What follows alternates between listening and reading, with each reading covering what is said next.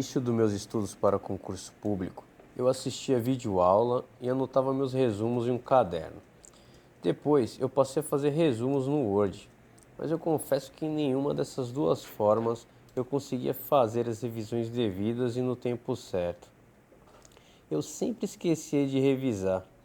A melhor forma que eu encontrei de estudar para concurso público e ser aprovado foi estudar minhas videoaulas, meus PDFs e minhas questões de concurso, transferindo todo o meu entendimento, isto é, meus resumos, para o Anki Flashcards. Isso fez eu aumentar muito meu desempenho em concurso público. Até minha esposa conseguiu ser aprovada em concurso público utilizando o Anki. E eu vou explicar aqui rapidamente o que é o Anki para quem não conhece.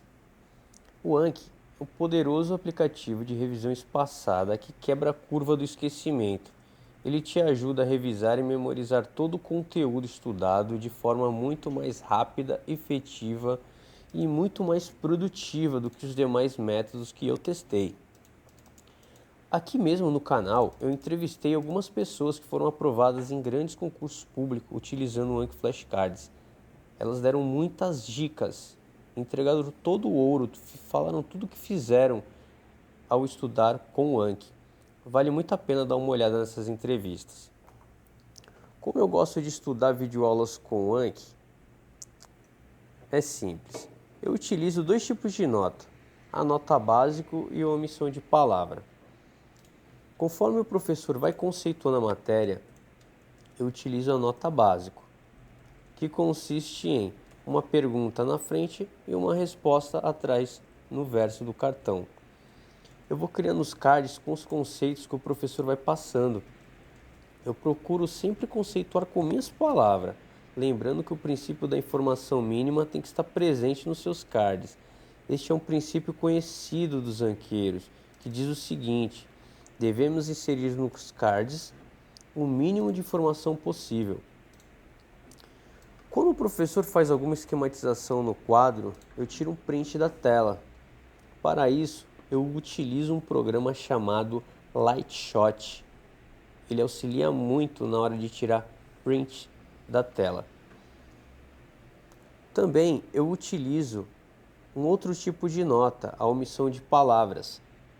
Quando o professor cita algum artigo, por exemplo, ou passa uma lista de informações para memorizar, eu gosto de utilizar uma omissão de palavras. E assim, é importante ter um feeling e saber o que inserir ou não no Anki. Um princípio que eu uso, que norteia os meus estudos, é o seguinte: se eu não sei conceituar o que vai ser ensinado, então eu insiro esse conceito no Anki. Assim, ao terminar a videoaula, eu garanto ter o conhecimento de pelo menos conceituar cada ponto que foi explicado. Uma dúvida recorrente entre os anqueiros é o seguinte: será que eu tenho que inserir tudo no Anki que eu estou estudando? Sobre essa dúvida, eu acho o seguinte: sinta-se livre para inserir no Anki tudo aquilo que você está aprendendo. Não tenha dó de fazer isso. Com o tempo, você vai ganhando maturidade e experiência e passa a ser mais seletivo no estudo com o Anki. Mas, em regra, se você não sabe o conteúdo, jogue sem medo para o Anki. Coloquei aqui um conceitão bem simples, ok? Conceitão bem simples. A gente aprende, naquela parte introdutória, naquela parte conceitual, da introdução do direito administrativo, teve ali aquele conceitinho que a gente viu de personalidade jurídica. O que é personalidade jurídica? Ser uma pessoa jurídica. É existir de forma autônoma, ter capacidade processual, ter patrimônio, o órgão público não. Vou fazer uma rabisqueira aqui embaixo para te ajudar a entender um pouquinho melhor. E aí aos poucos a gente vai colocando mais informações. Porque aqui não é só decoreba, tem decoreba de alguns detalhes, mas você tem que entender o que é um órgão público, fechou? Vamos lá então. Olha só, aqui nós temos, por exemplo, um ente da administração direta. Como por exemplo aqui, a União. Beleza? A gente tem aqui, por exemplo, essa pessoa jurídica que é a União. Quando a União vai criar uma pessoa jurídica, tipo uma autarquia, uma fundação pública, um ente da indireta, ela cria aqui dentro? Negativo. É como se ela criasse uma outra casa. Aqui está, por exemplo, essa autarquia. Essa autarquia. Então repare que são duas pessoas distintas. Quando ela vai criar um órgão público, olha o conceito, distribuição interna das competências. É como se nós pegássemos aqui a União e dividíssemos ela internamente. A gente tem aqui aquele monte de ministérios, a gente tem aqui os tribunais regionais federais, a gente tem a Polícia Federal, a Receita Federal, a Polícia Rodoviária Federal, TRE, TRT, STF, STJ. Cara, é enorme. É como se a gente então pegasse a pessoa jurídica e fizesse a divisão interna dela. O órgão público, ele não é uma pessoa jurídica. Olha o nome, é uma unidade despersonalizada de atuação.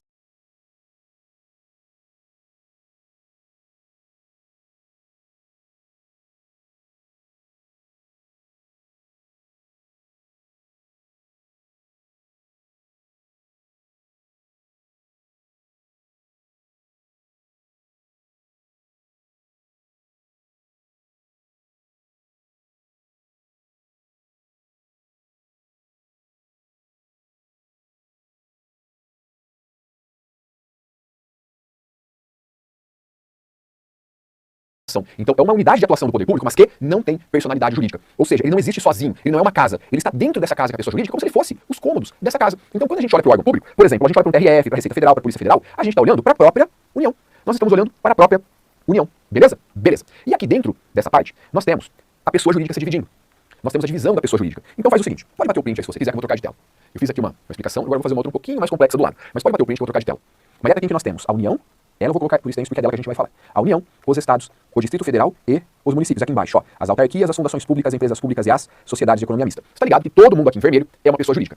Todo mundo que está aqui dentro de vermelho são pessoas jurídicas. A gente tem a direta, a indireta, são todas pessoas jurídicas com personalidade jurídica, ok? Ok. Agora, olha só que legal. A gente vai pegar essa pessoa jurídica aqui, que é a União, e nós sabemos que existe a chamada tripartição dos poderes. Olha só uma diferença aqui importante, ó. Olha só. Quando você olha, por exemplo, aqui, ó, para a Receita Federal. A Receita Federal é um órgão público. É um órgão público. Ela é um órgão da União. Está dentro da União. Agora, quando você olha para uma autarquia, é uma outra pessoa. Tem vida autônoma. A autarquia não está aqui dentro. A autarquia está aqui fora. É como se fosse uma outra casa. É como se fosse não. É uma outra pessoa. Então essa parte é muito importante que você entenda. Porque se você entender isso, um monte de pegadinhas que a banca vai jogar, já está desenrolado, sacou? Já está desenrolado. Então, primeiro ponto. Atenção que o órgão público, ele é uma pessoa jurídica? Não, ele está dentro de uma pessoa jurídica. E olha que legal, ó. Olha que legal. Vou perguntar para você, ó. A Receita Federal, por exemplo, um servidor da Receita Federal, ele trabalha para o Executivo Federal? Sim, não, a Receita não está aqui. Não faz parte do Executivo, não faz parte da União. Administração direta. Eu, por exemplo, que sou um oficial de Justiça Federal do TRT, eu trabalho para a administração direta? Sim, eu trabalho na administração direta. Por quê? Porque aqui está o meu órgão. Meu órgão faz parte do Judiciário da União, portanto, a administração direta. Sacou? Vou trabalhar com você aqui, que é bem importante. É o chamado seguinte, princípio da insignificância. É muito cobrado. Olha só. Princípio da insignificância. Ô Evandro, por que o princípio da insignificância é trabalhado dentro do artigo 1º do Código Penal? Porque, na verdade, ele é chamado de uma das formas de princípios que estão extra do Código Penal, ou seja, ele vem por normas criadas do STF.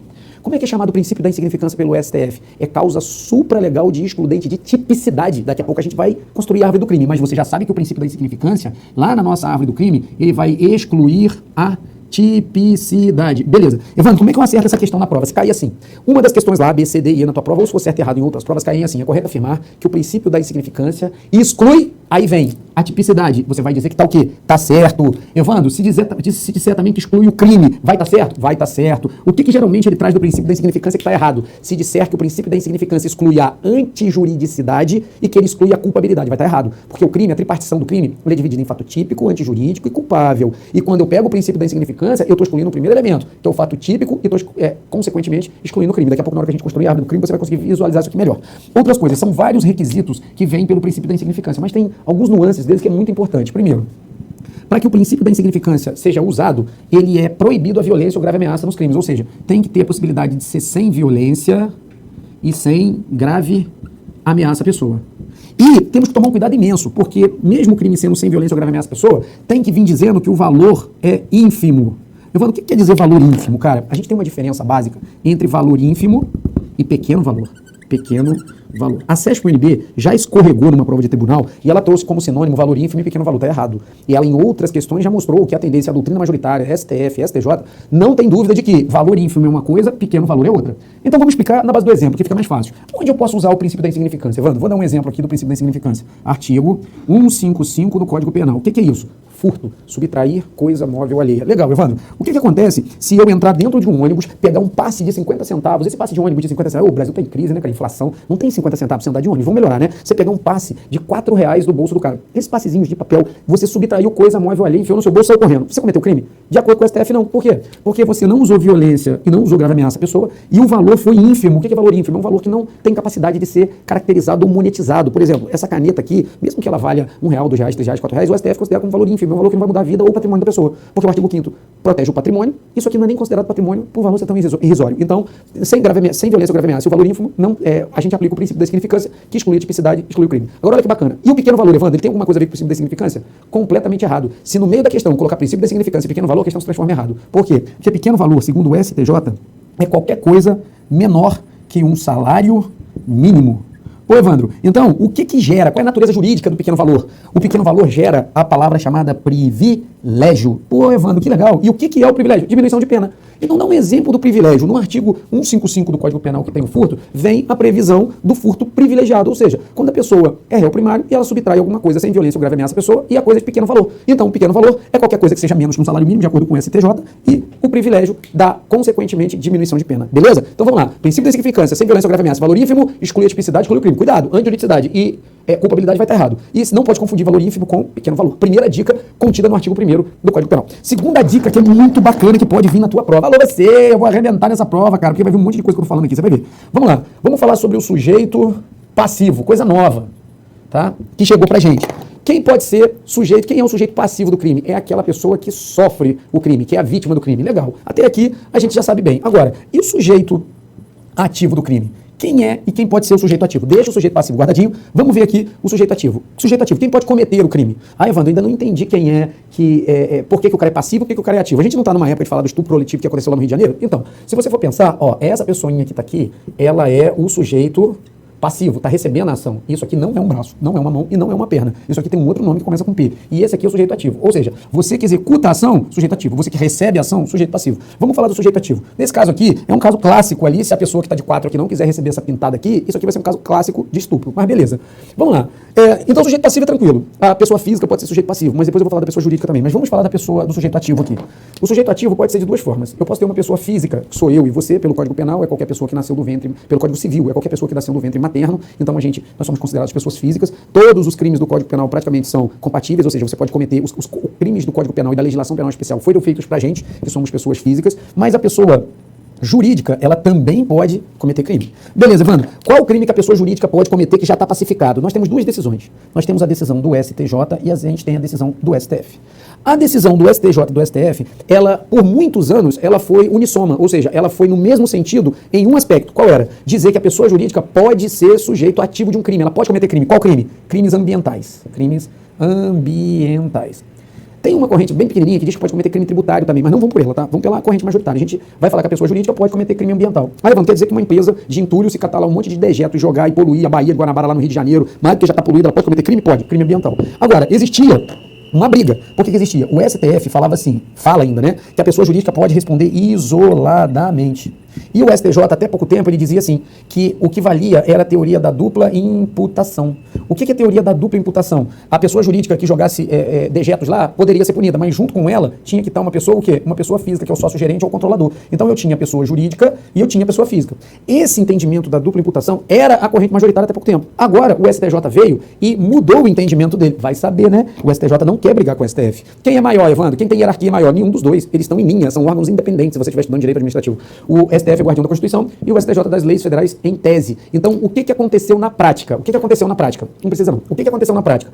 O STJ agora se uniu ao STF, que é muito bom você anotar, e você tem que escrever assim, hoje o que vale é que a pessoa jurídica pode cometer crime ambiental e ela pode também responder isoladamente. Essa é a decisão nova do STJ, que sempre foi a do STF. Então a gente tem aqui um posicionamento que pode vir a cair na sua prova porque é novo. Então, duas coisas que eu trabalhei com vocês. Vamos de trás para frente agora, fazendo uma revisão. Aí a minha secretária para assuntos aleatórios me ajuda a pagar o quadro aqui. O que eu tenho? Eu tenho o STF, o STJ, que pode cometer crime ambiental isoladamente. A teoria da dupla imputação é decisão antiga já. E eu tenho o princípio da insignificância, sem violência, grave ameaça, valor ínfimo, diferente de pequeno valor. Nossa,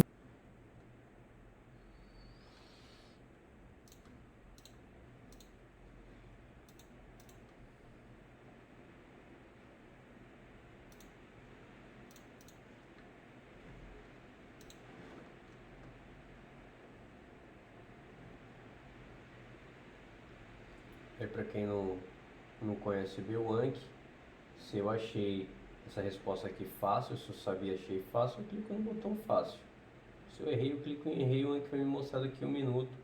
Se eu achei bom, quer dizer, mais ou menos daqui 10 minutos eu vou ver. Se eu achei fácil, o Anki só vai me mostrar daqui 4 dias. Aqui está uma nota no estilo omissão de palavras. Ó, alguma coisinha, uma coisa que está omitida é uma distribuição interna das competências de uma pessoa jurídica. O que é isso? Um órgão público. Um órgão público como distribuição interna das competências de uma pessoa jurídica. O órgão público é uma pessoa jurídica? Não, ele é uma unidade despersonalizada de atuação. Autarquia é órgão público? Não, autarquia não é órgão público.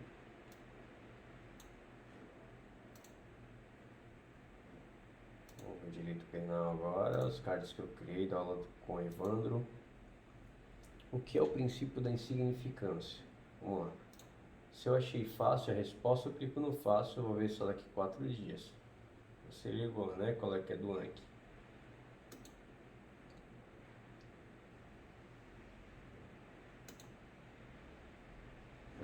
Fazer a resposta bem curtinha, mas de forma que eu lembre o que eu resumi, né? Que eu estudei. Sujeito passivo, a vítima, sujeito ativo, criminoso. Bem tranquilo. Pessoa jurídica pode cometer crime? Segundo a STJ, pode cometer crime ambiental. Segundo a STF, pessoa jurídica responde isoladamente, mas ambos se uniram e concordaram. Pessoa jurídica pode cometer crime ambiental e responde isoladamente. E meu amigo, eu peço que você deixe o like nesse vídeo, compartilha com alguém, algum amigo seu que está estudando para concurso público, e peço que você me responda aqui, como é que você está estudando videoaula? Você vai tentar estudar com o Anki?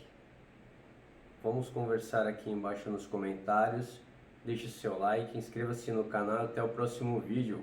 Fui!